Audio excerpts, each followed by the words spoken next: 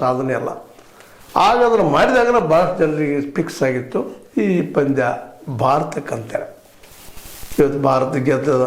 ಮತ್ತು ಅದೇ ಕಾಲಕ್ಕೆ ಸೂಪರ್ 8 ಟೀಮ್ಗಳು ಸೂಪರಾಗಿ ಬರ್ತಾವೆ. ಅದ್ರಲ್ಲಿ ಮೊದಲೇದು ಪಾಕಿಸ್ತಾನ ಗೆದ್ದ, ನಮ್ಮ ಭಾರತ ಎಂಟ್ರಿ ಆದರೆ ಇನ್ನೊಂದು ವೆಸ್ಟ್ ಇಂಡೀಸ್ ಅದು ಎಂಟ್ರಿ ಆಗ್ಯದ.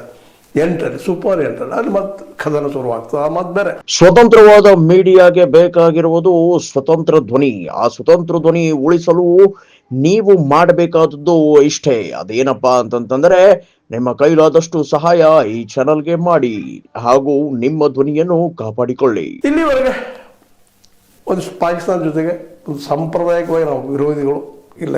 ಈ ಒಂದು ಕ್ರಿಕೆಟ್ನಲ್ಲೇ, ಕ್ರಿಕೆಟ್ ಮತ್ತು ಹಾಕಿಯಲ್ಲೂ ಸಹಿತ ಪರಸ್ಪರ ವಿರೋಧಿಗಳು. ಅಲ್ಲಿಯೂ ಸಹಿತ ಹಾಕಿಯಲ್ಲಿ ಇತ್ತೀಚೆಗೆ ಒಳ್ಳೆಯ ಡೆವಲಪ್ಮೆಂಟ್ ಅದ. ಬಟ್ ಕ್ರಿಕೆಟ್ನಲ್ಲಿ ಆದಷ್ಟು ಡೆವಲಪ್ಮೆಂಟು ಇಲ್ಲ ಆಗಿಲ್ಲ.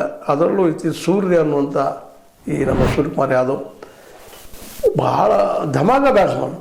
ಅದೇ ಕಾಲಕ್ಕೆ ಹಿಂದೆ ಆಗಿ ಹೋದಂಥ ಸಚಿನ್ ತೆಂಡೂಲ್ಕರ್ ಆಗಿರ್ಬೋದು, ಅವರ ನಂತರ ಬಂದಂಥ ಮಹಾನ್ ಹುರಿಗಳು ವಿರಾಟ್ ಕೊಹ್ಲಿ ಅವರು, ಜೊತೆಗೆ ನಮ್ಮ ರಾಹುಲ್ ಅವರು, ನಮ್ಮ ಏನಪ್ಪ ಅಂದರೆ ವಿಶೇಷವಾಗಿ ಇವರೆಲ್ಲರೂ ತಮ್ಮ ಶಕ್ತಿಯನ್ನು ತೋರಿಸ್ತವ್ರನ್ನ.